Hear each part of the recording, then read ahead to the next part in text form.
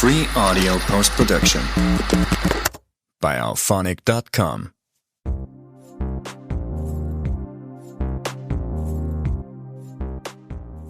Hey everyone, this is the Love of Cinema podcast.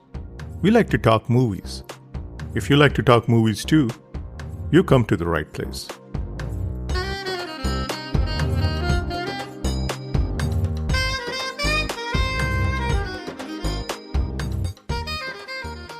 एक column उन्होंने रखा था रीडर्स, उसमें अगर उसका आपको जो हम न्यूज़पेपर में लेटर्स लिखते हैं, तो उनका ये था कि जो बेस्ट लेटर हुआ करता उसको 25 रुपया वो बख्शिश देते थे, 25 rupees.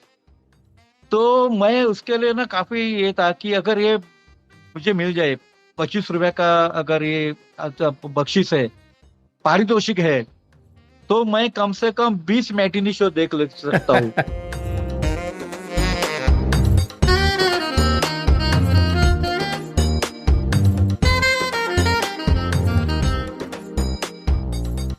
Remember Murat shots?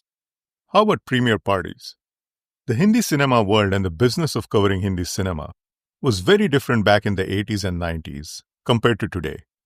A different time, a different world, and a very different Mumbai back then. This is Himanshu, and you're listening to the Love of Cinema podcast.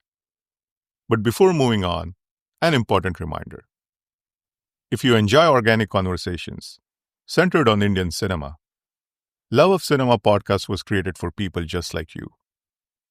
So if you enjoy the podcast, please do consider supporting the show. Love of Cinema podcast is my labor of love.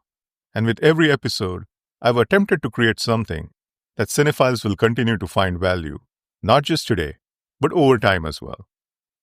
If you find value in the conversations on the pod, please do consider supporting the show. Your support will help me continue creating content with shelf life for fans of Indian cinema everywhere.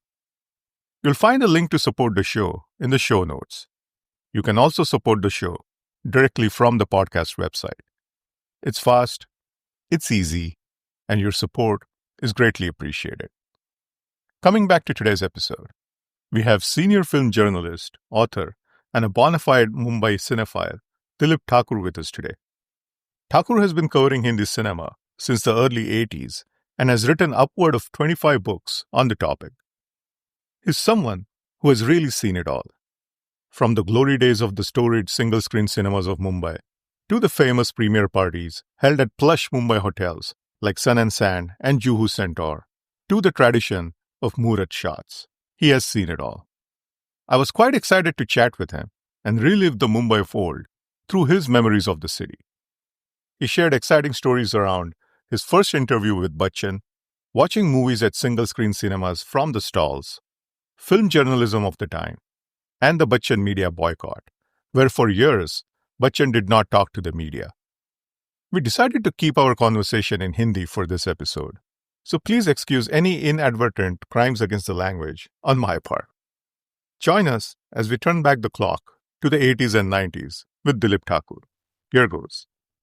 Good morning Dilip ji, आप कैसे हैं? मैं तो बहुत अच्छा हूँ। Very good morning. मैं अभी मुंबई में हूँ और अभी जी 11 सवा 11 बजे मुंबई के, और वहाँ कैलिफोर्निया में अभी रात के 9:30 बजे हैं यहाँ पे। 9:30 हो गए। अच्छा जी, तो दिलीप जी, मैं सोच रहा था हम आज के अपने चैट की शुरुआत गिरगांव से करते हैं, हाँ क्योंकि आप गिरगांव से हैं और गिरगांव एक बम्बई का कल्चरल सेंटर है। आप हाँ थिएटर को लेके या लिटरेचर को लेके क्या आप हमें बता सकते हैं कि 80s के दौर में क्या था गिरगांव, कैसा था गिरगांव और सिनेमा कल्चर कैसा था वहां पे? अरे बहुत, ये इतना इंटरेस्टिंग मेरे लिए सब्जेक्ट है। मेरे लिए एक बहुत सा अच्छा फ्लैशबैक है। देखो, जो जो 70s की बात करेंगे, 70s की जो शुरुआत हुई, उसमें थी फिल्मों में राजेश खन्ना का दौर था, आज क्रिकेट में सुनील गावस्कर।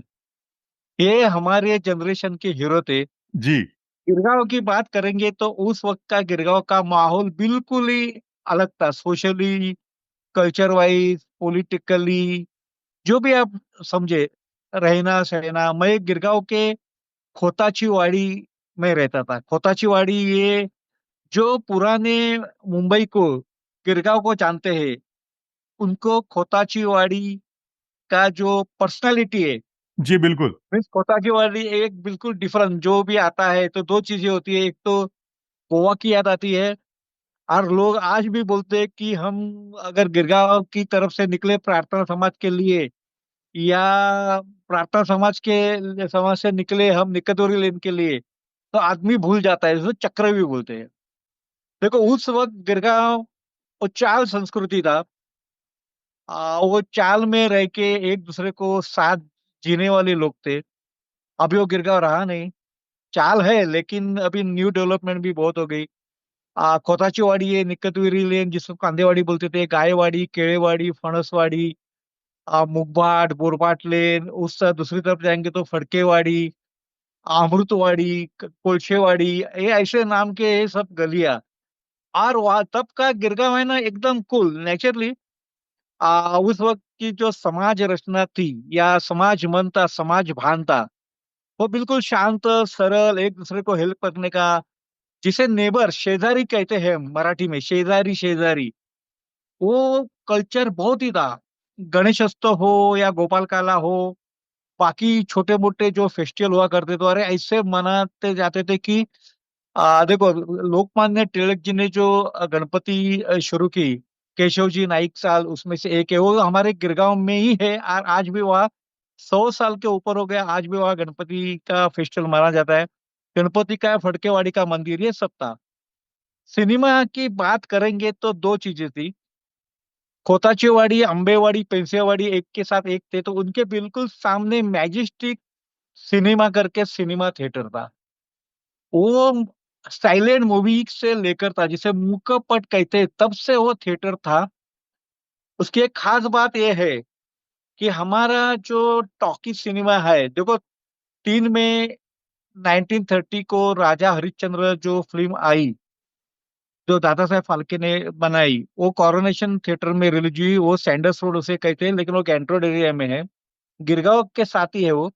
लेकिन मैजिस्ट्रिक में देखो 1931 में जो अर्देशीर ईरानी ने फिल्म बनाई आलम आरा, वो फिल्म मैजिस्ट्रिक में रिलीज हुई थी। फिर मराठी की जो पहली टॉकी फिल्म है, जो चित्रपति वी शांताराम जी ने बनाई, अयोध्या का राजा, वो भी मैजिस्ट्रिक में रिलीज हुई थी। दिलीप कुमार की पहली फिल्म है ज्वार भाटा, वो भी मैजिस्ट्रिक में रिलीज हुई थी, और ज्वार भाटा का जो एड है वो मेरे कलेक्शन में आज भी है। हम जब गिरगांव में रहते थे तो गिरगांव का मैजेस्टिक सिनेमा वो पूरी मराठी कल्चर को लेके था, क्योंकि काफी मराठी फिल्में मैजेस्टिक में रिलीज हुआ करती थी। अगर मैं नाम और बताऊं दिलीप जी तो दामकरी एग्जैक्टली काम कहाँ है। पे था ये थिएटर, जरा बताइए हमें। ये बिल्कुल एग्जैक्टली कुडाल डेशकर वाड़ी, अंबेवाड़ी, खोताचीवाड़ी जो है, तो उसके बिल्कुल आज सामने था। जहाँ आज के दिन वहां पे क्या है? आज अभी वहां पे गोवानी चेम्बर्स करके बहुत बड़ी बिल्डिंग आ गई है।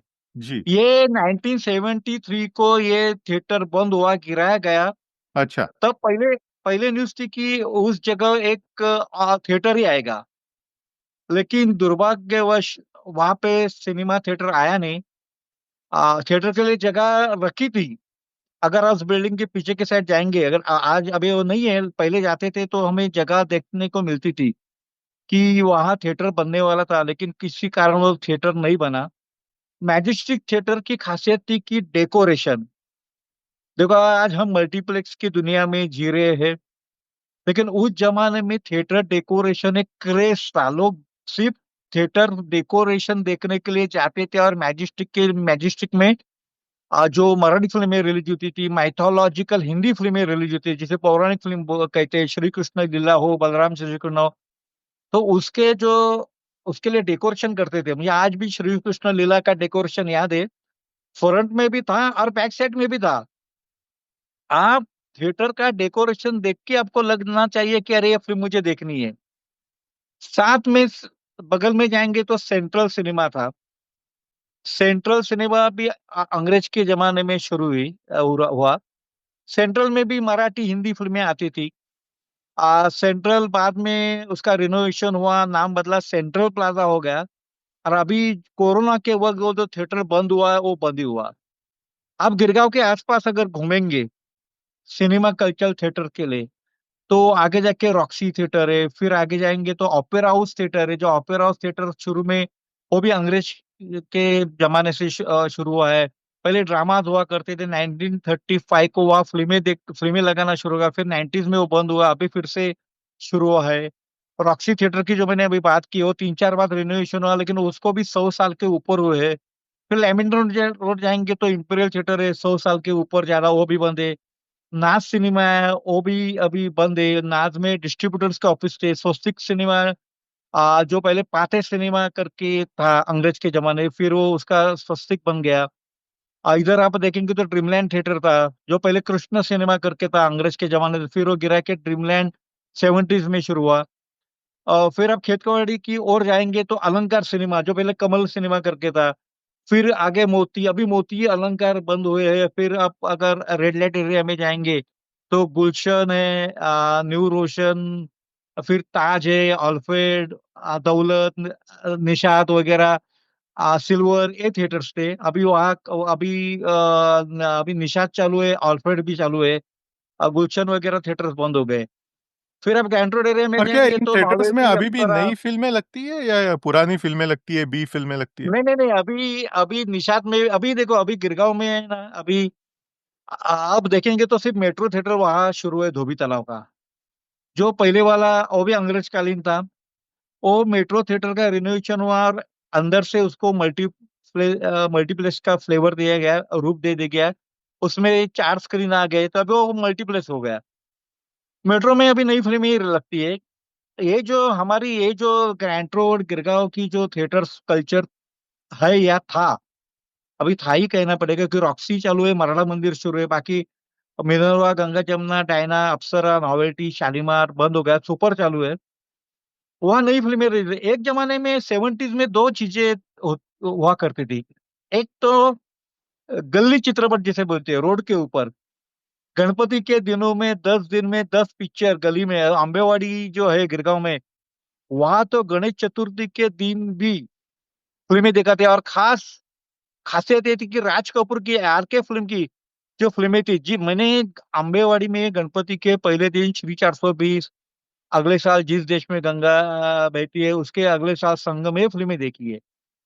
गली चित्रपट था, जो रात को 10, साढ़े 10 बजे शुरू होके 1-1:30 बजे तक चलता। लेकिन ये जो क्रेज था ना गली चित्रपट का, उससे दो बातें होती थी, कि जो देखी हुई फिल्में फिर से देखने को मिलती है, और ब्लैक बैकलॉग भरने के लिए चांसेस हुआ करते, क्योंकि देखो, मैं अगर 60s में अगर मेरी पैदाइशी है, तो 70 के बाद मैंने फिल्में देखना शुरू किया। लेकिन जो 60s की फिल्मों की हमें जो बातें पढ़ने को मिलती थी, या तो किसी से सुनने को मिलती थी, जैसे तीसरी मंजिल हो, असली नकली हो, काफी फिल्में थी शम्मी कपूर देवानंद की, वो हमने गली में देखी। और दूसरा था मैटिनी शो। अरे बाप रे बाप, मैटिनी शो का क्रेज तो इतना जबरदस्त था कि एवरी संडे तो हाउसफुल रहते ही थे मैटिनी शो। इंपीरियल हो, स्वस्तिक हो, नाज हो, कहीं भी जाओ। और दूसरी बात थी कि मैटिनी शो का तो टिकट रेट था, जब 70s में मैंने जब मैटिनी शो देखना शुरू किया, तो 1 रुपया 5 पैसा स्टॉल का टिकट था। और उसी थिएटर में डेली शो के लिए 1 रुपया 65 पैसे का टिकट रेट था। अभी आज की जनरेशन को लोग बोलेंगे यार 1 रुपया का क्या वैल्यू है क्या, लेकिन उस जमाने में डायना थिएटर में 65 पैसे का टिकट था। और मैं आपको बताऊंगा, आप ये हो जाएंगे, डायना थिएटर में एडवांस बुकिंग नहीं हुआ करती थी। अगर आपको 65 पैसे का टिकट निकालना है, 65 था, फिर 1 रुपया था, फिर 1 रुपया 65 पैसा था, ऐसा था। 65 पैसे का टिकट निकालने के लिए इतनी भीड़ हुआ करती थी, इतनी भीड़ हुआ करती थी, क्योंकि लोगों के जेब में 65 पैसे हुआ करते थे।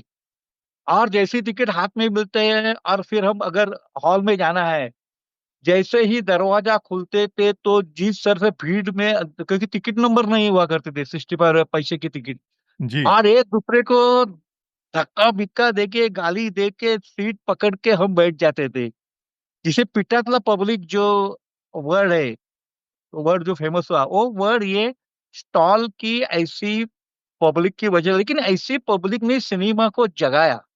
सिनेमा को जो जो हमारे जो नाव जो बढ़ गई है, सिनेमा कल्चर, जो सिनेमा कल्चर है हमारे देश का, वो स्टॉल, अपर स्टॉल तक का जो ऑडियंस था, जो तालियां और सीटियां बजाती थी, उन्होंने, उनकी वजह से हमारे देश में सिनेमा कल्चर बढ़ता गया। चाहे वो कुछ भी हो, लेकिन ये इज अ फैक्ट। तो राजकुमार अगर पर्दे पे आते ही लोग तालियां देते थे, वो प्रेम करते थे राजकुमार के ऊपर। और दूसरा था रिपीट रन, यानी पुरानी फिल्में फिर से रिलीज करना। देखो, मैं जब 70s में फिल्में देखता था, स्कूल डेज में था, तो आ, मुगले आजम और मदर इंडिया, ये दो फिल्मों के बारे में हमारे पहली वाली जनरेशन, या तो फिर वहाँ तब वो जो कोई भी पेपर हो, वीकली हो, मैगजीन्स हो, उसमें ना पहले वाली फिल्मों के ऊपर ना कॉलम आते थे।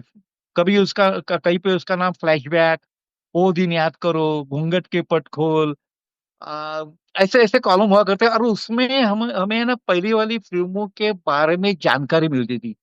फिल्में हो, उसके स्टार हो, निर्देशक हो, संगीत हो, सक्सेस हो। और ये जो मदर इंडिया के बारे में हम पढ़ते थे, महबूब खान की मदर इंडिया, अरे एक ऐसी फिल्म थी जिसे नरगिस जी, और क्लाइमैक्स तो ऐसा था कि वो अपने बेटे को मारती है।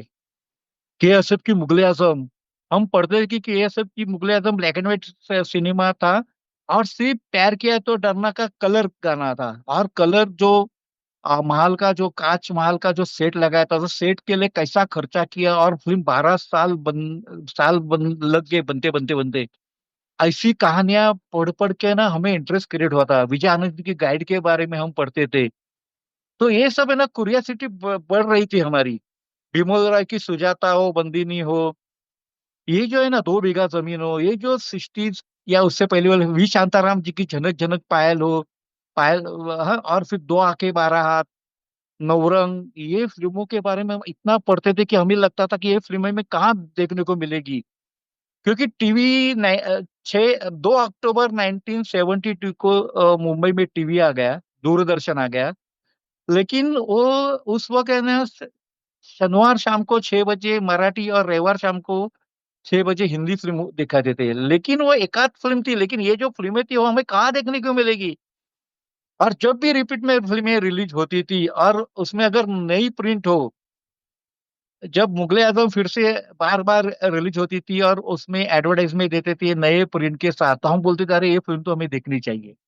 तो 70 में जो एक्चुअली मैं अगर कहूँ, तो 70s का जो दौर था, वो फिल्मों के लिए, हिंदी फिल्मों के लिए बहुत ही अच्छा दौर था। क्योंकि पहले राजेश खन्ना का क्रेज था, फिल्में हाउसफुल चलती थी। ठीक है, उसके बाद में उसका एक बैड पीरियड भी आ गया। फिर अमिताभ बच्चन का दौर था, फिल्में हाउसफुल चलती थी।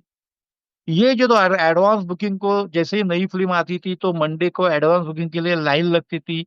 और पहले 3 दिन की टिकट तो 2 घंटे में खत्म होती थी। और जब फ्राइडे को पिक्चर रिलीज रिलीज हुआ करती थी, तो पूरा का पूरा जो पहले वीक का जो ये था बुकिंग चार्ट, हम देखते थे कि सभी 21 शो हाउसफुल, दिन में 3 शो, 7 दिन के 21 शो। शोले हो या सन्यासी हो, जो भी फिल्में आती थी 70s में, तो एडवांस बुकिंग में ही हाउसफुल हुआ करती थी। तो हम उसी माहौल में हम बड़े हुए।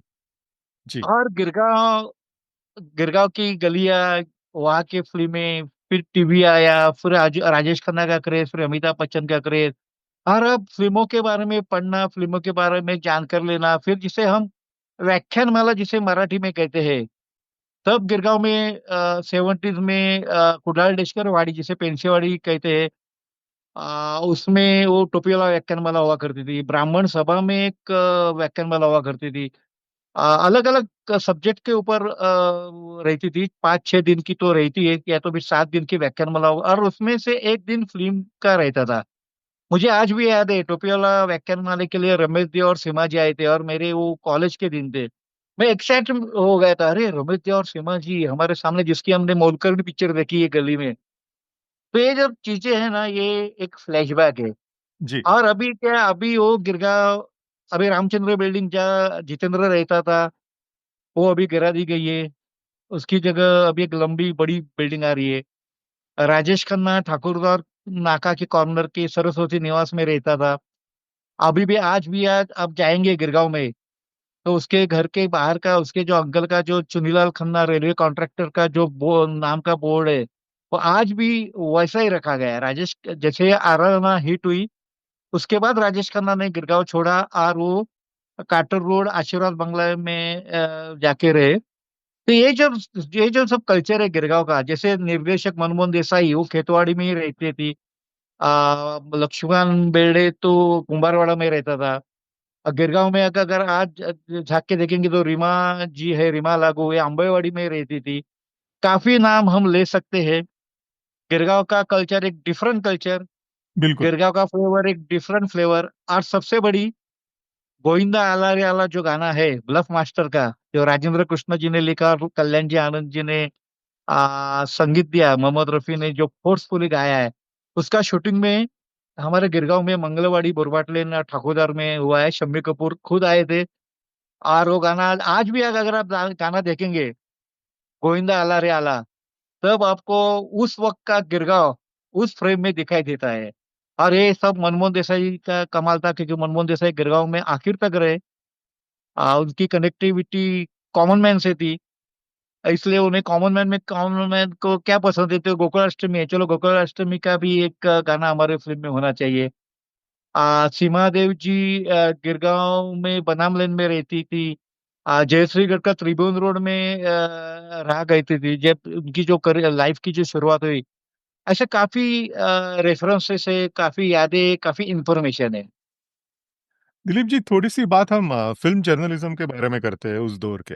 तो आपने हाँ शुरुआत की थी 80s में, इफ आई एम हाँ करेक्ट। तो उस ज़माने में कैसे था, मतलब आप थोड़ा बता सकते हैं उसके बारे में कि आज के दिन में जिसे चेसिंग द स्टोरी कहते हैं कि स्टोरी के पीछे भागना, तो हाँ रिसर्च करना, तो वो कैसे होता था हाँ। उन दिनों? देखो, अगर फिल्म जर्नलिज्म की बात करूं, देखो 70s में है ना कि वो पहले रसरंग करके एक वीकली हुआ करता था, गांवकरी प्रकाशन नासिक का। और रसरंग को जिसे बोलते हैं ना प्रातिनिधिक या मराठी फिल्म इंडस्ट्री का मुखपत्र, पहले रसरंग था। फिर 1978 को चित्रानंद शुरू हुआ। फिर इंडियन एक्सप्रेस का चित्ररंग करके एक फिल्म और ड्रामा के ऊपर एक साप्ताहिक आया। फिर 1985 को चंदेरी शुरू हुआ, फिर जी साप्ताहिक शुरू हुआ। बीच में एक झूम और तारांगण, ऐसे भी दो फोर्थ नाइटली शुरू हुए थे 70s में, लेकिन वो लंबे चले नहीं। और रसरंग लंबा चला। तो और जो बाकी जो वीकलीज हुआ करते, जैसे मार्मिक, मार्मिक का जो शुद्ध निषाद, जो श्रीकांत जी ठाकरे, उनका जो रिव्यू था, तो लोग मार्मिक जब हाथ में आता था गुरुवार सुबह, तो पहले पेज का वो बाला साहब जी का व्यंग्य चित्र कार्टून देखते थे। बीच वाले पेज का रविवार चित्र के कार्टून थे। और फिर है ना अग्रलेख, एडिटोरियल किस चीज पे उसका सब्जेक्ट पढ़ते थे, और फिर शुरुआत करते थे शुद्ध निषाद जी का स्नेह परीक्षा, यानी रिव्यू। उस वक्त क्या हुआ करता था कि फ्राइडे को जो फिल्म रिलीज होती थी, तो फ्राइडे के उस फिल्म का रिव्यू मुंबई के सभी न्यूज़पेपर में फ्राइडे को ही आता था। लोकसत्ता, मार्च टाइम, सकाळ, नवशक्ति, नवाकाल, ऐसे पांच ही पेपर 70s में हुआ करते थे। फिर वीकलीज हुआ करते थे, जैसे मैंने अभी नाम लिया, रसरंग है, चित्रानंद है, मार्मिक है, सोबत है, प्रबंधन है, परी है, काफी वीकलीज है। उसमें हम फिल्म के बारे में मैं पढ़ता था। और फिर जो मैं पढ़ता था, तो उसके ऊपर एक लेटर भी भेजता था मैं। और लोक प्रभा में क्या हुआ करता था कि लोक प्रभा जब शुरू हुआ, तो शुरू के दिनों में उन्होंने बेस्ट राइटर, बेस्ट जो ये रहेगा, पत्र रहेगा, लेटर रहेगा, जो रीडर्स का एक कॉलम उन्होंने रखा था, रीडर्स, उसमें अगर उसका आपको जो हम न्यूज़पेपर में लेटर्स देखते हैं, लिखते हैं, तो उनका ये था कि जो बेस्ट लेटर हुआ करता उसको 25 रुपया वो बख्शिश देते थे, 25 रुपीज। तो मैं उसके लिए ना काफी ये था कि अगर ये मुझे मिल जाए 25 रुपया का, अगर ये बख्शिश है, पारितोषिक है, तो मैं कम से कम 20 मैटिनी शो देख ले सकता हूँ। क्योंकि वो 1 रुपया आपका हिसाब 5 रुपया था। का ही टिकट निकालता था, या तो फिर 165, 1 रुपी 65। मैं हमेशा खुद को स्टॉल का पब्लिक समझता था। क्योंकि क्या है कि उसमें जो मजा है स्टॉल में आगे बैठ के जो कॉमन मैन के साथ फिल्म देखने लगे। और रसरंग में फिल्मों के ऊपर, चित्रानंद में फिल्मों के ऊपर जो हम लिखते थे एज ए रीडर्स, वाचक जिसे कहते हैं हम, हमारे पत्र वो छपवाते थे। फिर रसरंग में एक प्रेक्षकांच्या चष्म्यातून ऐसा एक कॉलम हुआ करता था कि हम किसी फिल्म के ऊपर अपना एक रिव्यू दे, चाहे वो 10 लाइन का हो, 20 लाइन का हो, 40 लाइन का हो। तो ऐसे लिखते लिखते मुझे आदत लग गई। और इन सब मैगजीन्स में पुरानी फिल्मों के ऊपर भी पढ़ने को मिलता था। मेरे फेवरेट जिसका मैं ज्यादा पढ़ता था वो थे Shirish Kanekar, style and information. अरे बाप रे बाप! फिर इसाक मुजावर, वसंत बालेकर, विजय नाफडे, सुधीर नांदगावकर, ये इनका श्रीकांत जी ठाकरे, शुद्ध निषाद, इनका मैं इतना पढ़ता था फिल्मों के ऊपर कि मुझे लगता था कि अरे मैं भी इन्हीं की तरह बन जाऊं। फिर क्या हुआ कि मेरा था, मैं न्यूज़पेपर में लेटर्स ही लिखता था। कभी एक आध बार आर्टिकल बेचता था, वो मार्मिक में आता था आर्टिकल, रसों में कभी आर्टिकल आता था, मनोहर करके पुणे से किर्लोस्कर ग्रुप का एक वीकली आता था मनोहर, उसमें कभी मैं आर्टिकल भेजता था फिल्मों के ऊपर, वो भी छप के आता था। मेरा कॉन्फिडेंस आहिस्ता आहिस्ता बढ़ता गया। कभी 25 रुपया मिलते थे, कभी 40 रुपया मिलते थे, कभी पैसे ही नहीं मिलते थे। काफी टाइम ऐसा भी होता था कि मैं आर्टिकल बेचता था लेकिन वो रिटर्न आता था, जिसे हम साबार परत जिसे कहते हैं मराठी में। जैसे ही पोस्टमैन घर पे आता था तो मैं डर जाता था कि अरे मेरा कोई आर्टिकल रिटर्न आ गया। लेकिन उसमें मैंने बुरा नहीं माना। देखो ये जो फैक्ट है, कभी कभी जीरो पे भी आउट हो सकता है बैट्समैन। ऐसा नहीं कि हमेशा हर मैच में आप अच्छा स्कोर करेंगे। फिर ये हुआ कि मेरा जो मामा है, मधु मामा करके, उसके जो ससुर जी है वो महाराष्ट्र टाइम्स में प्रूफ रीडर हुआ करते थे। तो उसको उनको मेरे दादी माँ ने बताया कि अरे इनका अभी जरा सर्विस का देखो। बोलते क्या करता है? तो मैंने उनको फाइल दिखाई। मेरे जो अलग अलग पेपर्स पे मेरे जो लेटर्स, आर्टिकल या कुछ छप के आया था। वो बोले इससे तो कुछ होने वाला नहीं है, आपको न्यूज़पेपर में काम करना है तो ये डिफरेंट कल्चर है। तो बोले ठीक है, नौशक्ति में एक प्रूफ रीडर की जगह है। ये मार्च 1982 की बात है। तो उन्होंने नारायण बांदेकर करके इकोनॉमिक टाइम्स में प्रूफ रीडर थे। और नारायण बांदेकर जी का नौशक्ति में अच्छा रैपो था, वो खुद लिखते भी थे।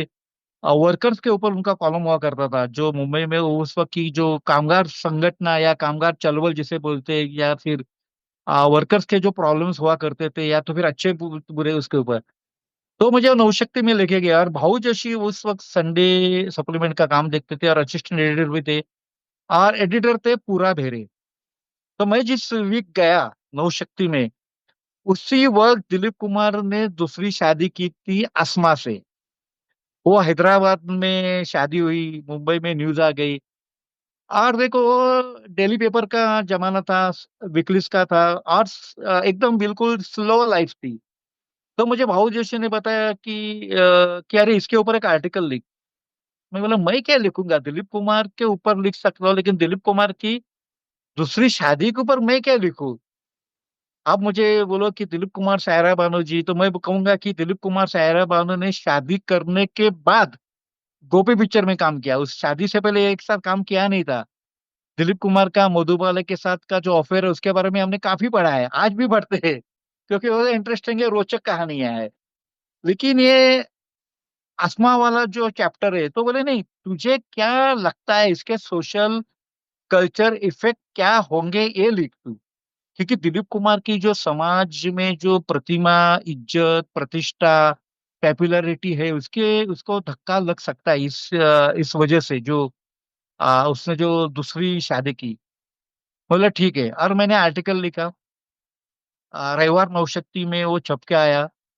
वो आर्टिकल पूरा मेरी एडिटर को पसंद आया, और उन्होंने पूछा कि ये कौन है, ये कोई बाहर से आर्टिकल भेजा है या हमारे यहाँ नया कोई? तो भाऊ जोशी बोले कि नहीं, ये दिलीप ठाकुर है जो है, वो अभी हमारे यहाँ प्रूफ रीडर करके ज्वाइन हुए हैं। बोले अब एवरी संडे लिखो। और आपने तब से क्या मैंने लिखा था उस शुरुआत। आर्टिकल में? हाँ, वो आपने उस आर्टिकल उनको आर्टिकल में पसंद क्या आया। लिखा था? उस आर्टिकल मैंने ये लिखा था कि अगर दिलीप कुमार अगर दूसरी शादी, देखो उस वक्त है ना, सेकंड जो शादी धर्मेंद्र जी ने उससे 3 साल पहले की थी हेमा मालिनी जी से। और धर्मेंद्र, हेमा मालिनी के शादी का उतना चर्चा उस तरह से नहीं हुआ, मीन्स नेगेटिव नहीं हुआ, लोगों ने स्वीकार कर लिया। हेमा जी के प्रतिष्ठा को कोई धक्का नहीं लग गया।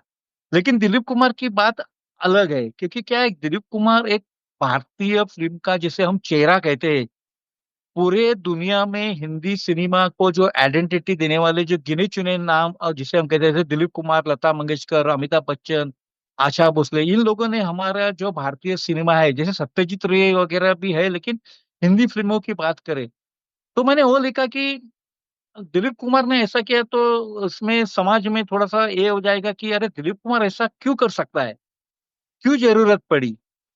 इससे उनकी लोकप्रियता के ऊपर एक इफेक्ट भी पड़ सकता है, ऐसा मैंने लिया था। लेकिन कुछ ही दिनों में उन्होंने वो शादी ये कर दी, खारिज कर दी, मीन्स टूट गई वो। और फिर वो सायरा बानू जी के साथ रहने लगे, फिर वो लंबा कर। तो वो आर्टिकल मेरा पूरा मेरे एडिटर नौशक्ति और भाऊ जैसी असिस्टेंट एडिटर नौशक्ति पसंद आया, और मैंने लिखना शुरू किया। लेकिन और एक मैं आपको बात बताता हूँ, देखो मुझे तो अच्छा मौका मिल गया, लेकिन 70s में जब मैं जो कॉलेज में था, गिरगांव के बॉन्स कॉलेज में, लक्ष्मण बेर्डे मुझे सीनियर था। राजन बने जो ड्रामा का जो राइटर और एक्टर है, वो भी मेरे कॉलेज में उसी हमारे साथ भी मुझे सीनियर थे ये लोग। तो मेरा एक दोस्त था नंदू कुमार माने करके, तो हम लोग है ना वो आंध्रा उतर के राजेश खन्ना की बंगले तक चल के जाते थे, घाटर रोड पे, और आशीर्वाद बंगले के बाहर खड़े रहते कि राजेश खन्ना का हमें दर्शन मिले। फिर वहां से हम चलते चलते चलते पूरा कार्टर रोड चल के, फिर खारदांडा, खारदांडा से वो समुद्र का वो जो एक कच्चा रास्ता था, वहां से हम जू जाते थे, और देखते थे कहीं ना कहीं हमें शूटिंग देखने को मिले, कि जिनको हम पर्दे पे देख के आ रहे हैं कि उनकी शूटिंग हमें देखनी है। लेकिन ये हुआ कि जब मुझे कॉलम मिला तो मेरे दिमाग में ये था कि पहले मैं फिल्म इंडस्ट्री देख लूं। और जैसे जैसे मुझे इनविटेशन हाथ में आने लगे, सिनेमा फिल्म के मुहूर्त, press show, premiere, party, outdoors, तो मैंने शुरू किया फील्ड वर्क। कहीं पे सिनेमा का मुहूर्त हो, कहीं सेट पे मीडिया को बुलाया गया हो, तो थोड़ा ये सा मेरा थोड़ा सा पूरा। हमें मुहूर्त के बारे में बताइए। मुहूर्त का क्या क्या सिग्निफिकेंस था? क्या वो फिल्म अनाउंसमेंट थी? क्या था वो? नहीं नहीं, मुहूर्त का क्या हुआ करता था कि देखो, मुहूर्त एक फेस्टिवल हुआ, जैसे हिंदी फिल्मों का मुहूर्त है ना, एक तरह का फेस्टिवल हुआ करता था। मैं आपको एक कर्मा फिल्म की मुहूर्त की बात बताता हूँ। मुझे आज भी याद है, 23 अक्टूबर 1983 वो दिन था, और महबूब स्टूडियो में कर्मा फिल्म का मुहूर्त। जब मेरे हाथ में उसका इनविटेशन आ गया तो मैंने नाम पढ़ा, दिलीप कुमार, नसरुद्दीन शाह, अनिल कपूर, जैकी श्रॉफ, अनुपम खेर, अरे बड़े बड़े नाम। अरे ये नाम, ये मुहूर्त कैसा। और सुभाष घई, जिनको हम कालीचरण से जानते हैं एज ए डायरेक्टर, उससे पहले वो एक्टिंग भी करते थे, फिर स्क्रीन पे राइटर भी थे। उस वक्त के मुहूर्त क्या हुआ करते थे, या तो महबूब स्टूडियो, फिल्मिस्तान स्टूडियो हो, नटराज स्टूडियो अंधेरी का, बड़ा सेट लगता था। उसके ऊपर देखो, अभी 11 बजे का मुहूर्त है, तो 10:30 से लोग आना शुरू करते थे, बड़े बड़े बुके लेके ये, बाकी डायरेक्टर, प्रोड्यूसर, डिस्ट्रीब्यूटर, एग्जीबिटर आने लगते थे। हाँ, मीडिया तब कम था, सिर्फ मराठी से तो मैं ही फील्ड वर्क करता था उस वक्त, क्योंकि बाकी रिव्यूज करते थे। बाकी दो चार जर्नलिस्ट थे, लेकिन वो मुहूर्त वगैरह में नहीं आते, फील्ड वर्क करते थे। लेकिन ये मुहूर्त का कल्चर ये था कि बड़ा सेट लगा है। 11 का टाइम वक्त है, लेकिन 12, 12:30 से पहले कुछ होता नहीं था। पूरा वो जो फ्लोर जिसे कहते हैं, वो पैक हो जाता था। फिर मुहूर्त दृश्य, फिर कर्मा फिल्म का मुहूर्त सीन, दिलीप कुमार, ये बाकी ये चार लोगों के साथ एक लंबा सा डायलॉग, और फिर तालियां, फिर एक अच्छा सा पेड़ा और सॉफ्ट ड्रिंक, ये मिलते हम खुश हो जाते थे। मुहूर्त का कल्चर आप देखेंगे कि हिंदी फिल्म इंडस्ट्री में मुहूर्त कल्चर है ना, ये डिफरेंट स्टोरी है। इतनी डिफरेंट स्टोरी है ना कि मुहूर्त कहे तो आधा दिन का ये फेस्टिवल हुआ करता था। फिल्म वाले एक दूसरे के, और दूसरे उसमें क्या था, जैसे समझो सुभाष घई है, तो सुभाष घई के कैंप वाले डायरेक्टर, प्रोड्यूसर जो हुआ करते थे वो आते थे। अगर जय ओम प्रकाश जी का मुहूर्त है, फिल्म का मुहूर्त है, तो उनके लोग आते थे। ऐसी चीजें होती है। एस रामनाथ जी का फिल्म का मुहूर्त है तो उनके आते थे, मनमोहन देसाई की फिल्म का मुहूर्त है तो उनके लोग आते थे। बाकी छोटे मोटे कलाकार आते थे कि अगर मुहूर्त में जाए, लोगों से मिले जुले, काम मिल सकता है, कनेक्टिविटी रहेगी, कांटेक्ट बनेगा। और हम लोग उसको कवरेज देते हैं कि ये कर्मा का मुहूर्त ऐसा हुआ, दिलीप कुमार अभी सुभाष घई के डायरेक्शन में काम कर रहे हैं। तो ऐसे काफी मुहूर्त मैंने अटेंड किए। और ये मुहूर्त का कल्चर है ना, लगभग 2004 तक चला। बाद में जो फिल्म इंडस्ट्री आई, फिल्मों में जो लोग आए, नया कल्चर जो आया, धर्मा प्रोडक्शन, यश जोर वगैरह, जो बाद में वाले जो आए, यशराज वगैरह, यशराज वाले भी, यश चोपड़ा जी जब तक थे तो बहुत बड़े मुहूर्त हुआ करते थे राजकमल स्टूडियो में, जो परेल में था। क्योंकि यश यश चोपड़ा का जो ऑफिस था वो राजकमल में था। और जब उन्होंने यशराज फिल्म की जो नींव डाली, स्थापना की, उस वक्त चित्रपति वी शांताराम जी ने यश चोपड़ा को राजकमल में अपने ऑफिस के लिए जगह दी। तो फिर राजकमल में दीवार से लेके, दाग से लेके दीवार वगैरह फिल्म की मुहूर्त है। यश चोपड़ा ने जो भी फिल्में अपने यशराज फिल्म के लिए डायरेक्ट की, या तो फिर गुलशन राय जी के लिए डायरेक्ट की, तो उसके मुहूर्त राजकमल स्टूडियो में हुआ करते हैं। मैं आपको और एक बात बताता हूँ अभी। जब दीवार फिल्म का मुहूर्त, तब मैं फील्ड में नहीं था, लेकिन बाद में मुझे अच्छी तरह से खबर मिल गई, मेरे मुझे फोटो भी मिल गया। दीवार फिल्म का जब मुहूर्त था तो शशि कपूर उस मुहूर्त में इन्वॉल्व नहीं थे। क्यों? क्योंकि उसी वक्त उनकी भूमिका वाली चोर मचाए शोर फिल्म होने जा रही थी मुंबई के अंदर। और उनकी फिल्में ना इतनी चलती नहीं थी शशि कपूर जी की उससे पहले। जब जब फुल खिले वगैरह वक्त वगैरह हिट हुई, लेकिन जो उनको एक ये चाहिए था, स्टारडम, तो उन्होंने रोटी कपड़ा और मकान के सेट पे ऊपर मनोज कुमार जी को कहा कि अरे मुझे, तो उसने कहा कि आप एक शिरडी में जाके साईं बाबा का आशीर्वाद ले लो। तो शशि कपूर जी वो दीवार के मुहूर्त के दिन शिरडी गए, इसलिए दीवार के मुहूर्त में वो हाजिर नहीं थे। वी शांताराम, विजय आनंद के जो उपलब्धि थे वो हाजिर थे वो मुहूर्त में। और मेरे पास उस मुहूर्त का आज भी फोटो है। अरे फोटो में किसी को दिखाता हूँ कि अरे देखो, इस फिल्म में शशि कपूर है, लेकिन शशि कपूर मुहूर्त में नहीं थे। तो ऐसी भी बातें हुआ करती थी। काफी ऐसी यादें हैं बड़े बड़े मुहूर्त की। जी। जैसे मैं आपको एक दो मुहूर्त बताता हूँ। जैसे अमिताभ बच्चन ने वो खासदारकी का जो रिजाइन कर दिया लोकसभा का, उसके बाद है ना, उन्होंने पूरा कंसंट्रेशन फिर से फिल्म के ऊपर रखा, फिल्म इंडस्ट्री, अपना एक्टिंग करियर। तब है ना काफी मुहूर्त उनके फिल्मों के होने लगे। लेकिन अमिताभ बच्चन का हमारे मीडिया के ऊपर बैन था, वो अलग सब्जेक्ट है। लेकिन मुहूर्त जो हमारे हाथ में जो इनविटेशन आता था, अमिताभ बच्चन, अरे अमिताभ बच्चन है, जाना चाहिए। क्योंकि अमिताभ बच्चन को आपको वास्तव में, रियलिटी में एक्टिंग करते हुए देखना, ये बहुत बड़ी उपलब्धियां थी, बहुत बड़ा एक्सपीरियंस था। और ऐसे काफी मुहूर्त मैंने अटेंड किए। लेकिन दो मुहूर्त की मैं आपको बात बताता हूँ। एक तो शिनाख्त, ये टीनू आनंद ये फिल्म बना रहे थे। और चेंबूर के आरके स्टूडियो में शिनाख्त का मुहूर्त था एक दिन शाम को। तेजाब रिलीज होके सुपर हिट हुई थी, माधुरी दीक्षित का नाम होने लगा था। और इस फिल्म के लिए अमिताभ बच्चन, माधुरी, रजनीकांत, माधवी, ऐसी स्टारकास्ट थी। और ये और शहनशाह की मार्च, पहले की बात है। शहंशाह रिलीज हो चुकी, नहीं, रिलीज हो चुकी थी उसकी उसी अच्छा, ईयर उसके की, बाद की है। 1988 की। ओके। हाँ, उसी ईयर की बात है, 1988 की बात है। ये जबरदस्त मुहूर्त था। और हमने देखा कि माल डब्बा का सेट है, और अमिताभ बच्चन को बांध दिया है। और माधुरी आती है, उनको बिलकती है, और उसको सहारा देती है, और बोलती है कि नहीं, जिन्होंने भी हमारे ऊपर यह वक्त, जिनकी वजह से आ गया, हम उसका चुन चुन के बदला लेंगे।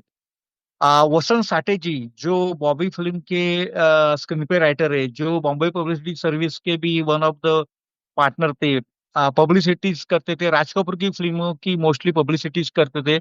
वसंत साठे जी के हाथों शिनाख्त के मुहूर्त का क्लैप दिया गया। लेकिन दुर्भाग्यवश ये फिल्म बनी नहीं। अगर शिनाख्त बन जाती तो टीनू आनंद और अमिताभ बच्चन की और एक फिल्म में देखने में। और अमिताभ बच्चन की और एक फिल्म है जो बनी नहीं, वो है रुद्र। रुद्र का मुहूर्त मुझे आज भी याद है, महबूब स्टूडियो में था। सुबह रुद्र का मुहूर्त था, और उसी दिन रात को अंधेरी के एक 5 स्टार होटल में गंगा जमुना सरस्वती कंपटीशन की पार्टी थी, यानी पूरा दिन अमिताभ बच्चन अमिताभ बच्चन अमिताभ बच्चन। मैं जब महबूब स्टूडियो में गया तो शंकर जी का मंदिर का बहुत अच्छा सेट लगा था, मानो कि एक सचमुच का मंदिर हो।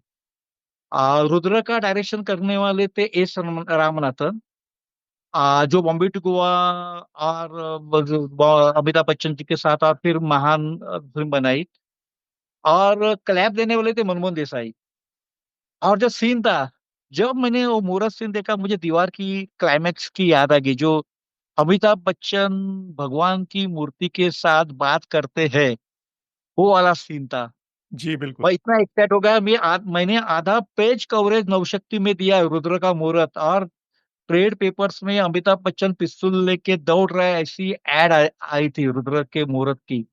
रात को गंगा जमुना सरस्वती की पार्टी थी, और उसमें मनमोहन देसाई ने जो एक बात की मैं कहना चाहता हूँ, उन्होंने कहा कि मैंने तो अभी रिटायरमेंट ले ली है डायरेक्शन से, लेकिन मेरे फेवरेट म्यूजिक डायरेक्टर थे नौशाद, लेकिन मैंने नौशाद के साथ फिल्म नहीं कर पाया।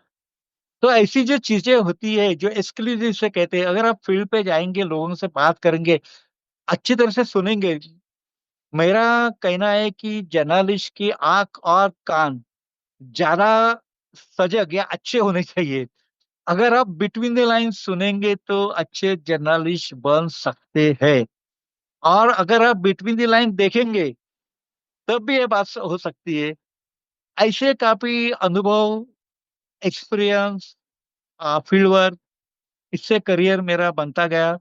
यादें, फ्लैशबैक, इंफॉर्मेशन, किस्से, कहानियां, गॉसिप, इनके साथ मैं डेवलप हुआ, और अभी आपके सामने ये सब मैं बात कर रहा हूँ, और काफी चीजें लिख भी रहा हूँ। दिलीप जी, अभी आपने एक ज़िक्र किया कि अमिताभ बच्चन का मीडिया बॉयकॉट। तो इसके बारे में थोड़ा बताइए कि ये क्या था? ये क्यों हुआ था? कितने साल चला? ये और ये ये कैसे खत्म हुआ? हाँ, ये तो काफी इंटरेस्टिंग। इसकी शुरुआत है ना 70s के जो सेकंड हाफ है, 77, 78, 79 पकड़ो। क्या हुआ, अमिताभ बच्चन का जबरदस्त दौर था, आप तो जानते हैं। काफी फिल्में हिट हुई। हाँ, 2 और 2 5, ईमानदारम फ्लॉप हुई, ग्रेट गैम्बलर फ्लॉप हुई, वो बात अलग है। लेकिन अमिताभ बच्चन का तो दौर था। और अमिताभ बच्चन रेखा के अफेयर के बारे में गॉसिप मैगजीन इतना कुछ लिखते थे कि हकीकत से ज्यादा काफी कुछ आने लगा। मैं आपको सिलसिला फिल्म की बात बताता हूँ।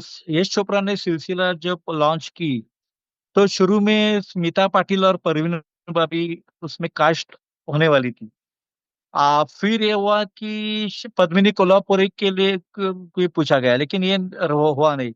फिर यश जी के एक इंटरव्यू में आया था कि उनके दिमाग में अचानक आ गया, अगर रेखा और जया जी को अगर लेके अगर एक फिल्म बनाए तो कश्मीर में अमित जी किसी फिल्म का शूटिंग कर रहे थे।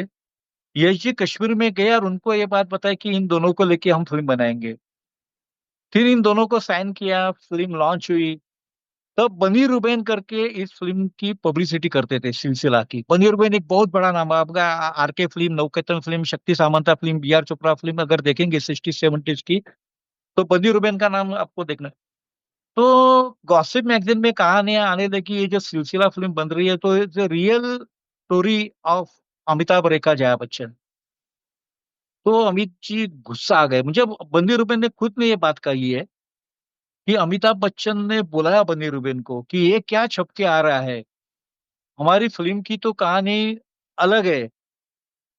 इस ये गुस्से की वजह से बंदी रुबेन यशराज फिल्म से बाहर हो गए, और गोपाल पांडे इन हो गए। तब से अमिताभ बच्चन ने बैन डाला कि ये लोग कुछ भी लिखते, कुछ भी होता है। रेखा जी ने भी कुछ लगभग काफी मीडिया के ऊपर बैन डाला उसी वक्त, लेकिन रेखा कोऑपरेशन भी करती थी। लेकिन अमिताभ बच्चन ने तो चुप्पी ली थी। फिर 1984 के अंत में या 85 की शुरुआत में अमिताभ बच्चन एमपी बन गए, इलाहाबाद लोकसभा मतदार संघ से। हेमवंती नंदन बहुगुणा को बड़ी वोटों से हरा के। उसके बाद भी उनकी चुप्पी कायम रही। फिर ये होगा कि वो बोफर्स के साथ उसका नाम जुड़ गया। उसमें रियलिटी कितनी सच्चाई कितनी वो बाद में कितनी है ये बाद में आ ही गया। और फिर से उनकी जो फिल्में रिलीज हुई, पहले शहंशाह तो आ गई 88 फरवरी में। वो ठीक गई पिक्चर, लेकिन बाद में जो गंगा जमुना सरस्वती, तूफान वगैरह, अकेला, जादूगर, ये फिल्में पिटने लगी। फिर आज का अर्जुन फिल्म चलने लगी। जिस वक्त आज का अर्जुन पिक्चर क्लिक हो गई, उसी वक्त अमिताभ बच्चन ने मीडिया से बैन उठाया। लेकिन बैन उठाने के बाद भी वो, देखो उस वक्त क्या हुआ करता था कि एक आर्टिस्ट एक जर्नलिस्ट, यानी अगर समझो, मैं बताता हूँ। मैं दीपक सावंत जी जो है अमिताभ बच्चन के मेकअप मैन, उन्होंने मुझे, वो हमें मिलते थे, मुझे मिलते थे काफी वक्त। और स्मिता पाटिल जी के भी मेकअप मैन हुआ करते थे 80s में। जैसे मैं अमरूद, आखिर क्यों, नजराना ऐसी फिल्म के सेट के ऊपर गया तो दीपक सावंत जी से मेरा अच्छी जान पहचान हो गई। पहले वो अमिताभ बच्चन जी के मेकअप मैन 70s में हुआ करते थे, फिर स्मिता पाटिल के आ गए, फिर से अमिताभ बच्चन के मेकअप मैन हुए। तो उन्होंने मुझे बताया कि मुकेश मिल में मुकुल आनंद की हम की शूटिंग चल रही है, आप आ जाओ। अभी अमिताभ बच्चन ने प्रेस से बैन उठाया था, तो मैं गया। मेरे साथ मैं छोटा टेप रिकॉर्ड रखता था कि अमिताभ बच्चन का इंटरव्यू करना है। तो मुकेश मिल में मैं जब गया दोपहर को, तो मैंने दीपक सावंत को बोला कि अरे हाँ आपने, तो मुझे बोला ठीक है। वो बोला अमिताभ बच्चन जी अभी मेकअप रूम से निकलेंगे और बाहर आके ना वो लेस बांध देंगे अपनी जूतों की, और फिर सेट पे चले जाएंगे, तो उसी वक्त उनको पकड़ लेना। तो मैं एकदम थ्रिल हो गया, क्योंकि स्कूल के दिनों से मैं अमिताभ बच्चन को जो देखा था, और मैं इतना डर गया था, कॉन्फिडेंस भी हिल गया था। और अमिताभ बच्चन से बात करनी है, देखो अभी ये बात है 1989 90 की। हाँ, और अमिताभ बच्चन से बात करनी है, तो मैं थोड़ा सा ये घबरा गया था। तो मैंने उनको डर डर के बोला कि मैं ऐसा ऐसा, मैं दिलीप ठाकुर हूँ, और एक दिवाली मैगजीन के लिए मैं इंटरव्यू करना चाहता हूँ, साहित्य और सिनेमा। वो बोले आज तो टाइम नहीं होगा, कल आप आ जाइए, 2 बजे आ जाइए। कल मेरा जो दोपहर का शिफ्ट है वो थोड़ा लेट शुरू होने वाला है मेरा काम। तो मैं बिल्कुल 2 बजे चला गया। और मैंने दीपक सावंत जी को बोला कि अरे उनको मैसेज देना कि मैं आ गया हूँ। तो उन्होंने अंदर जाके मैसेज दिया। और मैं अंदर जैसे ही गया, तो मैं उस वक्त है ना, मेरे साथ में मेरे पास जो किसी भी स्टार के जो फोटोज हुआ करते हैं, आज भी है मेरे पास काफी फोटो, और मैं लेके जाता था। तो अमिताभ जी को, तो जैसे मैं मेरा वो, उन्होंने शुरुआत की, अच्छा साहित्य और समाज के ऊपर अब मेरा इंटरव्यू करना चाहते हैं, मैं एकदम चौंक गया कि 24 घंटे के बाद भी उन्होंने मेरा सब्जेक्ट याद रखा। और मैंने फोटो दिखाया, उसमें से एक दो फोटो ऐसे थे कि जो फिल्में बनी नहीं। एक था चंदर, एक थी सुधा। तो उन्होंने पूछा कि ये फोटो कहाँ मिला आपको, मतलब मेरे पास कलेक्शन है, इससे मैं जमा करता हूँ फोटो। तो उन्होंने उसके ऊपर एक ऑटोग्राफ भी दी। लेकिन अमिताभ बच्चन के तब इंटरव्यू हम 1-to-1 हुआ करते थे, लेकिन एक इंटरव्यू की मैं आपको याद दिलाता हूँ, क्योंकि वो डिफरेंट है। खुदा गवाह का शूटिंग महबूब स्टूडियो में चल रहा था, और बड़ा सेट लगा था, गाने उसके ऊपर, अमिताभ श्रीदेवी का गाना था, शिल्पा शिरोडकर भी उस शूटिंग में भाग लेने वाली थी। और गोपाल पांडे जी उस वक्त काम कर रहे थे अमिताभ बच्चन जी का। तो बोले अरे अमित जी का एक इंटरव्यू करेंगे क्या? मिला, अरे अब तक तो 2 बार किया है, चलो ठीक है तीसरी बार भी करेंगे, क्योंकि अगर सोलो इंटरव्यू मिल रहा है, 1-to-1 इंटरव्यू मिल रहा है। लेकिन फिर भी मेरा एक नवशक्ति में एक प्रदीप मापसेकर करके आर्ट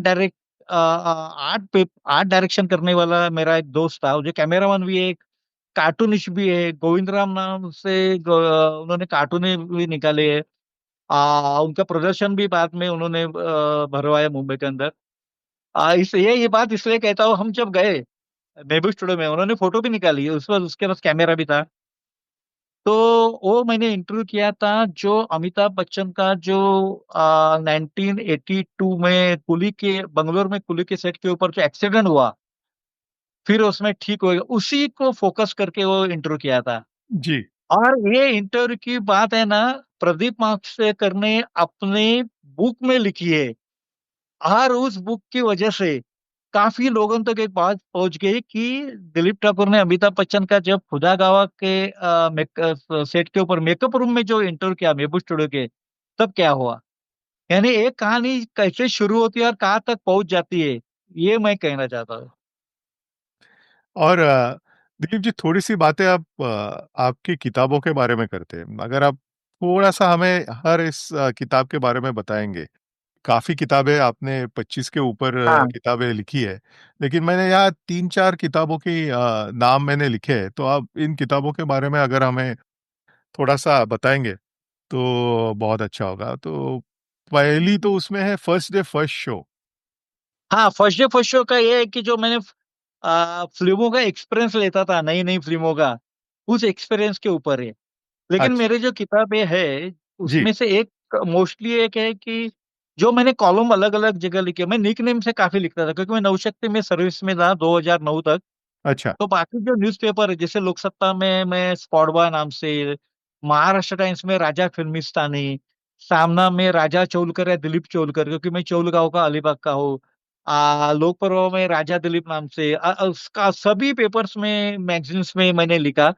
तो मेरे बुक जो है वो मेरे कॉलम के कलेक्शन है मोस्टली, जो मैंने लिखता हूँ हमेशा। तो वो कलेक्शन अगर जैसे कि दिवाली में अगर अगर मैंने 15 दिवाली मैगजीन्स में ले आर्टिकल लिखे, तो एक 15 आर्टिकल और उसके साथ 5 आर्टिकल, तो 20 या 25 आर्टिकल का मिलके बुक। ऐसे मेरे बुक मोस्टली है। अच्छा, और दूसरा कौन सा है? और एक दो किताबें हैं, अमिताभ सा बी बच्चन सा। हाँ, ये मैंने अमिताभ बच्चन के बारे में, मेरा जो इन दोनों प्यार की है। दोनों किताबों में फर्क क्या है? अलग अलग आर्टिकल है, अलग अलग आर्टिकल है, कुछ जमे हुए हैं, कुछ फंसे हुए भी है। अच्छा। क्योंकि क्या है देखो, फंसे हुए मैं ये करता हूँ क्योंकि कभी कभी क्या होता है कि आपका प्रेम है, लेकिन आपका वो लिखने में थोड़ा गड़बड़ हो जाता है कि आप उनकी बुराई नहीं लिख पाते।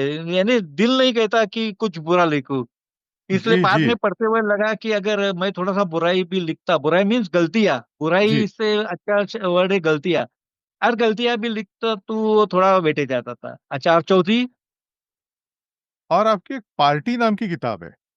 हाँ, ये पार्टी नाम की किताब मेरी डिफरेंट है, क्योंकि मैंने जो पार्टी अटेंड किया, अरे पार्टी के ऊपर तो तो एक हमारा ये एक, क्या है, मतलब ये एक्चुअल अकाउंट है या ये फिक्शनल स्टोरी है? नहीं नहीं नहीं, एक्चुअल है। अच्छा, तो इसके बारे एक्चुअल है में थोड़ा बताइए हमें। जो एक्चुअल मैंने पार्टियां अटेंड की। देखो, उस जमाने में मराठी फिल्म की पार्टियां मोस्टली वेस्ट एंड होटल जो मरीन लाइंस में है, हुआ ये करता था कि लिबर्टी के चौथे फ्लोर पे एक मिनी थिएटर हुआ करता था, वहां मराठी फिल्म का शो हुआ करता था, प्रेस शो। और बाद में बगल वाले वेस्टर्न होटल में पार्टी हुआ करती थी, या तो भी आज प्रीतम भी है वो होटल। होटल? आज भी होटल है, लेकिन अभी मराठी की पार्टियां 5 स्टार होटल में शिफ्ट हो गई है। जी। लेकिन उस वक्त प्रीतम होटल दादर का या ऋषि होटल, यहाँ मराठी फिल्मों की पार्टी, हिंदी फिल्मों की party Sun and Sand, Holiday Inn, Centaur, Palm Grove, ऐसी जगह हॉलीडे हुआ, होराइजन वगैरह। तो पार्टियों के मेरे जो अनुभव है अलग अलग अलग अलग अलग। मैं आपको शहनशाह पार्टी का अनुभव बताता हूँ। शहनशाह की पार्टी जो ऑडियो रिलीज था, विनस ने ऑडियो निकाला था, और अमित जी 7 बजे के पार्टी के लिए 7 बजे आ गए। पेंशियल टीनू आनंद थे, विनस वाले थे, मीनाक्षी शेषाद्री तब तक आई नहीं थी, लेकिन पूनम दिला नहीं थी, पूनम दिला फिल्म में नहीं है लेकिन आई थी। और जैसे ऑडियो रिलीज हुई, अमिताभ बच्चन और टीनू आनंद नीचे उतरे, तो अमिताभ बच्चन ने टीनू आनंद को वो स्विमिंग पूल में ढकेल दिया। ये जो बातें हैं, जो हम पार्टी, बाद में मीनाक्षी शेषाद्री भी आई, जो पार्टियों में मैं जो देखता था, जैसे मैं कलिंगा मतलब ऐसे दिलीप हंसी कुमार मजाक ने, में? हाँ हंसे, या तो फिर कलिंगा का मुहूर्त जो सेंट्रल होटल में बहुत बड़ी पार्टी हुआ करती थी, और उसमें क्या था, दिलीप कुमार जी का डायरेक्शन। वो फिल्म बनी नहीं, लेकिन अभी जितनी भी बनी है उतने रिलीज करने जा रहे हैं, ऐसी बात थी, ओटीटी पे आएगी करके, लेकिन अब तक उसका डेवलपमेंट तो नहीं है। लेकिन दिलीप कुमार जी ने क्या किया कि जिनके साथ उन्होंने काम किया था, जो उस वक्त थे, उन सभी को उस मुहूर्त पार्टी में बुलाया था। तो ऐसी यादें, ऐसी बातें, ये मैंने उस किताब में लिखी है कि सिनेमा की पार्टीज में क्या हुआ करता है और क्या क्या हुआ, जो मेरे खुद के एक्सपीरियंस है, वो खुद के एक्सपीरियंस मैंने उसमें लिखे। सेंट्रल होटल में पहली पार्टी हुई थी विजय फिल्म की, और विजय फिल्म के लिए राजेश खन्ना और यश चोपड़ा दाग के बाद एक साथ आए थे, लंबी गैप के बाद। फिर वहां फोटो सेशन हुआ पूरी टीम का, राजेश खन्ना, हेमा मालिनी, ऋषि कपूर, अनिल कपूर, मीनाक्षी चौधरी, सोनम, अनुपम खेर। वो फोटो सेशन हमने देखा। तो मैं वो जो देखा पार्टीज में, वो सब लिखा। जैसे एक जमीन करके पिक्चर थी रमेश सिप्पी की, जो पिक्चर बनी नहीं, लेकिन उस पिक्चर में विनोद खन्ना, श्रीदेवी और माधुरी दीक्षित थी, लेकिन पिक्चर बनी नहीं। अगर वो पिक्चर बनती तो श्रीदेवी और माधुरी दीक्षित को हम एक साथ देख पाते। ऐसी भी कुछ कहानियां, किस्से उस बुक में अच्छा। लिखे। अच्छा। और लेकिन मैं एक बुक का खास जिक्र करना चाहता हूँ। जैसे कि 3 मई 1913, जो राजा हरिश्चंद्र फिल्म हमारी रिलीज हुई, तब से लेके 3 मई 2013, 100 साल में जितने भी मराठी फिल्में आई, सेंसर हुई, कुछ फिल्में सेंसर हुई, रिलीज, उसके ऊपर वी शांताराम जो फाउंडेशन है, किरण शांताराम जी उसके चीफ है, उन्होंने एक सूची बनाई है, A4 साइज की, 474 पेजेस। उसका जो एडिटर, जो संपादन का काम है, जो मैंने किया है, हमारी टीम थी, मेरे साथ में और भी लोग थे। लेकिन वो मेरे लिए बहुत बड़ी उपलब्धि थी, क्योंकि उसका जो विमोचन था, वो दीनानाथ नाट्यगृह में अमिताभ बच्चन के हाथों हुआ। 2015 में उस वक्त सीएम देवेंद्र फडणवीस जी थे, और अमिताभ बच्चन के हाथों उसी का विमोचन, और उसी जो फंक्शन में अमिताभ बच्चन जी ने मराठी में जो स्पीच किया, जो अभिराम भटकमकर ने जो लिखा था, लेकिन उसके ऊपर अमिताभ बच्चन जी ने काफी मेहनत की मराठी में बोलने की। ये मेरे लिए एक एक्साइटमेंट पॉइंट था करियर का, मुझे हाई पॉइंट में बोलूंगा। जैसे कि अभी उसको तो 10 साल होने आ रहे हैं। तो ऐसे ऐसे फिर मैं देखो, मैंने प्रिंट से शुरुआत की, फिर चैनल में काम किया मैंने। एबीपी माझा में अश्विन बापट के साथ फ्लैशबैक प्रोग्राम हम करते थे संडे को, 7 या 9 गाने दिखाते और गानों के किस्से बताते थे। तो राजू खांडेकर जी ने वो उसके लिए हमें बहुत प्रोत्साहन दिया, एक मौका दिया। फिर मैं डिजिटल में आ गया, अभी न्यूज डंका के साथ काम करता हूँ। अभी इट्स मज्जा करके डिजिटल चैनल है, उसके लिए भी मैं इंटरव्यूज करता हूँ अभी। काफी इंटरव्यूज के, एक अशोक सराफ, अश्विनी भावे, अजिंक्य देव, वर्षा उसगांवकर जी के इंटरव्यू तो काफी सराहना हुई। तो ऐसे करते करते मेरा जर्नलिज्म चल रहा है, जो और एक्सपीरियंस इतने सालों में ले रहा हूँ, वो एक्सपीरियंस की बात, वो अनुभव, वो रेफरेंस काम आते हैं। दिलीप जी, थोड़ी सी बातें फिर से सिंगल स्क्रीन सिनेमास के बारे में करते हैं, खास करके मुंबई के सिंगल स्क्रीन सिनेमास की। तो मुझे याद है एक बार किसी ने राज ठाकरे से पूछा था कि आपको फिल्मों का इतना लगाव क्यों है। तो उन्होंने जवाब दिया था कि मैं जेजे स्कूल ऑफ आर्ट में एनरोल्ड था, और जब आप हाँ, जेजे स्कूल ऑफ आर्ट में एनरोल्ड होते हो, तब आप इरोस, हाँ, स्टर्लिंग, मेट्रो, रीगल में भी एनरोल्ड होते हो। हाँ, तो करेक्ट। तो आपकी वहां भी एडमिशन लगती है। हाँ, तो थोड़ी सी और सिंगल स्क्रीन्स के बारे में बताइए, और खास करके देखो, वो जो पुराने थे, जो अलेक्जेंड्रा या एडवर्ड। अलेक्जेंड्रा तो अभी बंद हो गया है। जी। अलेक्जेंड्रा की खासियत थी वो जो छोटे इंग्लिश मूवीज हुआ करते, बी ग्रेड, सी ग्रेड, उसके हिंदी नाम दे के वो पिक्चर, मम्मी तो मम्मी, बाप रे बाप, ऐसे कुछ भी नाम देते थे, और वहाँ फिल्में रिलीज हुआ करती थी। और जो अब अलेक्जेंड्रा का जो कल्चर है, वो तो बिल्कुल डिफरेंट था। अगर पोस्टर देखने जाएंगे, और उसका जो हिंदी नामकरण था, वो हिंदी नामकरण को एकदम डिफरेंट कल्चर। लेकिन ये जो साउथ मुंबई के जितने भी, दक्षिण मुंबई के जितने भी सिंगल स्क्रीन थिएटर हुआ करते थे, डिफेंस हुआ करता था कुलाबा में, आपको शायद मालूम नहीं होगा कि रेडियो नाम का भी एक थिएटर था मुंबई के अंदर, जहाँ मनीष मार्केट है, क्रॉफर्ड मार्केट, उस जगह पहले रेडियो नाम का थिएटर था। ऐसे काफी थिएटर से बंद हो गई, लेकिन दक्षिण मुंबई के सिंगल स्क्रीन थिएटर के ऊपर मैंने टॉकीज ची गोष्ट करके मेरी बुक आ गई है। और उसमें मैंने सब ये दे दिया है। कैपिटल का खासियत क्या था कि सैटरडे 3 बजे का शो हाउसफुल ही रहता था, क्योंकि ऑफिस एरिया था और आधा दिन की छुट्टी मिलती थी। 3 और 6 बजे का फिल्म देख के लोग ट्रेन पकड़ते थे। जो Excel theatre, new Excel theatre है, तो बहुत पहले वहां अंग्रेज के जमाने में वो नॉवेल्टी नाम का थिएटर था। वो जी। नॉवेल्टी नॉवेल्टी गिरा के एक्सेल आ गया, और एक्सेल गिरा के बाद न्यू एक्सेल आ गया। और मैं आपको बताता हूँ, वो न्यू एक्सेल थिएटर का जो पहली फिल्म थी, वो थी राज खोसला की प्रेम कहानी। और वो प्रेम कहानी फिल्म को 7 मार्च 1975 को रिलीज हुआ, और अभी उसको 50 साल पूरे होने जा रहे हैं। यानी न्यू एक्सेल थिएटर शुरू हुए 50 साल पूरे होने जा रहे हैं। और नॉवेल्टी थिएटर जो ग्रैंड रोड में है वो अलग है, वो ग्रैंड रोड का अलग है। लेकिन सिंगल स्क्रीन थिएटर तो एक डिफरेंट कल्चर हुआ करता है। जैसे मैंने बोला ना कि स्टॉल, अपर स्टॉल, बालकनी। और जो अंग्रेज इंग्लिश थिएटर थे, जिसे हम इंग्लिश थिएटर कहते हैं, मेट्रो, रिगल, इरोस। तो वहाँ क्या था, मेट्रो में खास करके ना, मेट्रो में अगर बालकनी में जाते, तो उसका बालकनी में जो फ्रंट का जो सीट्स हुआ करते थे उसको ड्रेस सर्कल कहते थे, और ऊपर के सीट को बालकनी कहते थे। लेकिन ड्रेस सर्कल का थिएटर महंगा था, क्योंकि वो बिल्कुल सामने आपको बड़ा स्क्रीन दिखने को, स्क्रीन के ऊपर फिल्में देखने को मिलती थी। इरोस में भी मिनी थिएटर था, लेकिन इरोस का अभी जो नया बनाया है, मैंने गया था 1 साल पहले ही शुरू हुआ। इरोस अभी एक बालकनी निकाल दिया है और पूरा का पूरा एक हॉल कर दिया है। तो काफी सिंगल सीट थिएटर बंद हो गए। अभी भारत माता फिर से शुरू होने जा रहा है। जैन पहले एक था, तो अभी दो मिनी ऐसा थिएटर हो गए। फिर काफी थिएटर, दौलत थिएटर, अपना काफी थिएटर, तो दीपक थिएटर था डिलाइट रोड पे। दीपक का रिनोवेशन हुआ, लेकिन दीपक चला नहीं, दीपक अभी बंद है। प्रकाश थिएटर था डिलाइट रोड पे, तो उसकी जगह जो बिल्डिंग है, तो कोई बता भी नहीं सकता कि यहाँ पहले थिएटर हुआ करता था। कुछ थिएटर्स बंद हुए, कुछ शुरू हुए, और वो तो चलते रहे। सीएसटी के लेकिन सामने सिंगल कौन से सा है वो आराम वड़ा पाव के पीछे था वो? वो आराम वड़ा पाव वाला, वो कैपिटल, वो भी बंद हो गया। हाँ, लेकिन अभी कैपिटॉल। कैपिटल में काफी फिल्मों में की शूटिंग होती है। जी, जी, जी। ये तो चलता है। लेकिन जैसे देखो, अभी 2000 25 साल पहले मल्टीप्लेक्स का कल्चर शुरू हुआ। फिर 10 साल में वो बढ़ता गया। अभी तो काफी बढ़ गया मल्टीप्लेक्स कल्चर।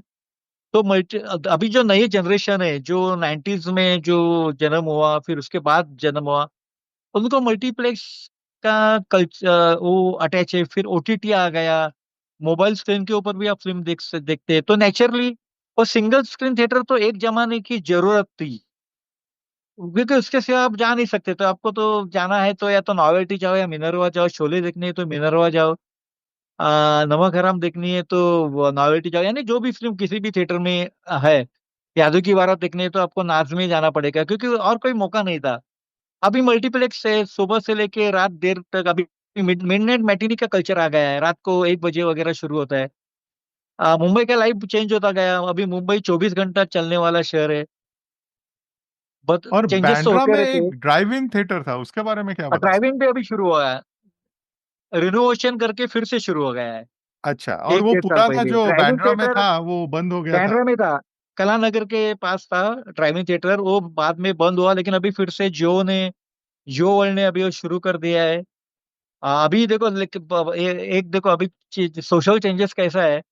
70s में फोर व्हीलर सिर्फ जो सोसाइटी के जो बड़े लोग थे, रिच लोग, श्रीमंत लोग जिसे कहते हैं, उनके पास था।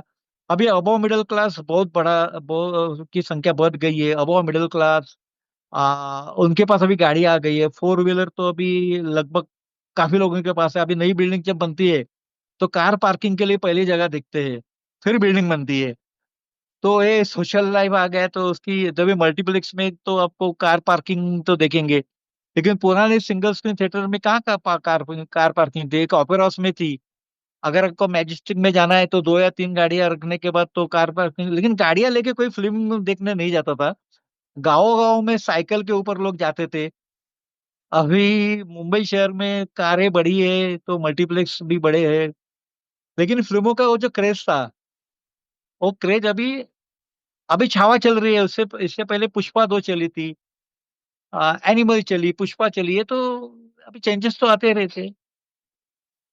आजकल काफी लोगों को ऐसा लगता है कि कुछ एडिटर्स या जर्नलिस्ट ऐसे हैं जो स्टार्स का ज्यादा पीआर करते हैं जर्नलिज्म से ज्यादा।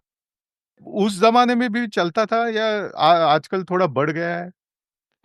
क्या उस जमाना में उतना नहीं चलता था, एक लगाव होता है, एक कनेक्टिविटी होती है, ये डायरेक्टली एंड इनडायरेक्टली होता है। अभी ये फिल्म के पीआर ये डिफरेंट एपिसोड हो जाएगा, क्योंकि मैंने वो बड़े बड़े पीआर देखे हैं, बद्री रूबेन, रॉबिन गुप्ता, हरीश कुमार मेहरा, इन लोगों का मैंने टाइम देखा है। फिर आर पाठक, अजीत घोष, राजा गजा, इन लोगों का अभी वक्त आ गया है, राजू चौधरी वगैरह, अभी कंपनियां आ गई। और जर्नलिस्ट में क्या होता है कि फिल्मों के लगाव वाले जर्नलिस्ट पहले बहुत थे, जैसे शिरीष कणेकर जी है, और दिलीप कुमार के एक जबरदस्त फैन थे। लता मंगेशकर जी के उनके साथ उनका रिश्ता था। अभी क्या होता है कि अभी जो नए जनरेशन आते हैं तो ये तो शाहरुख खान के फैन रहते हैं या सलमान खान, आमिर खान के रहते हैं। फैन नहीं होना चाहिए, लगा होना बात अलग है, लेकिन अगर फैन रहेंगे तो सिर्फ सेल्फी लेंगे लेंगे और उसके बाद आपका जी जर्नलिज्म जी, खत्म होगा। आपको ऑब्जेक्टिवली देखना पड़ेगा। हाँ, आपको गलतियां भी ढूंढनी चाहिए, गलतियां भी, क्योंकि आप लोगों के लिए काम कर रहे हैं। लेकिन ये डिपेंड है पर्सन टू पर्सन, हर कोई ऐसा नहीं सोचता। और जहां तक मैं आपको बताऊं तो मुझे लगता है ना कि ये ऐसा कुछ रिलेशन वगैरह नहीं रहता। मुझे लगता है कि आप काम के बारे में सिंसियर रहो, क्योंकि आगे जाकर आपको काम ही चलाना है, काम ही चलाएगा, काम ही बचाएगा। आप किसी स्टार के साथ जुड़े रहेंगे तो कुछ उसका रिजल्ट नहीं मिलने वाला। शिरीष कणेकर की क्या याद है? अरे शिरीष कणेकर जी बहुत है, उसका एक एपिसोड ही करना पड़ेगा।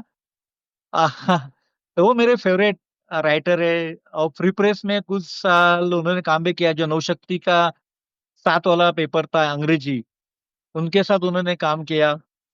और जब भी मिलता था काफी बातें होती है। उनके घर मायू वाले भाटिया बिल्डिंग में वो रहते थे। उसमें मैं घर पे जाता था, आखिरी वक्त तक उनके घर तक जाता था।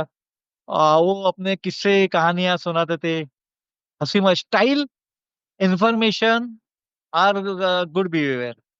और उनके साथ कब टाइम वक्त बीता बीता रहता था पता ही नहीं चलता। उनके जो डेथ से जो मुझे, लेकिन उनके जो काफी किताबों को लेके मैंने एक निवडक शिरीष कणेकर, निवडक शिका करके एक बुक हमने बनाया। वो जब थे तभी उसका काम शुरू हुआ। उन्होंने उसके लिए कुछ नोट्स निकाले थे, कौन से आर्टिकल लेना है, कौन से नहीं, क्या होना चाहिए। लेकिन जब बुक इसमें था, प्रोसेस में था, उसी वक्त उनका देहांत हो गया और वो बुक बाद में आ गया। लेकिन उतने उनके लिए मैं उतना कर सका, ये मेरे लिए बहुत बड़ी उपलब्धि है। दिलीप जी, आपने आज हमारे साथ बातें की तो बहुत मजा आया। आप फिर से बातें करेंगे, काफी बातें हैं, बहुत बहुत कुछ बातें अभी करते रहेंगे। बाकी है, तो लेकिन आज बाकी आपको जाना अभी है ये तो तो ट्रेलर टीजर हो गया। तो लेकिन फिर से बातें करेंगे। और मैं जब नेक्स्ट टाइम मुंबई आऊंगा तो आपसे जरूर मिलूंगा, तो हम यस, वहाँ भी फिर से बातें करेंगे। थैंक यू सो मच धन्यवाद, दिलीप जी, थैंक यू। धन्यवाद। If you like the episode, do consider supporting the show. Your support will help me continue creating content like this.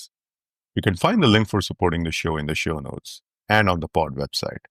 Also, do share this episode on Twitter, Insta, or Facebook. And do subscribe, rate, and review the pod wherever you listen to your pods. You can follow me on Twitter and Insta at Love of Cinema SF8. Feel free to reach out there or by email with your comments, feedback, and suggestions. You can find my email in the show notes. That's the episode. This is Himanshu signing off. And as always, thank you for listening to the Love of Cinema podcast.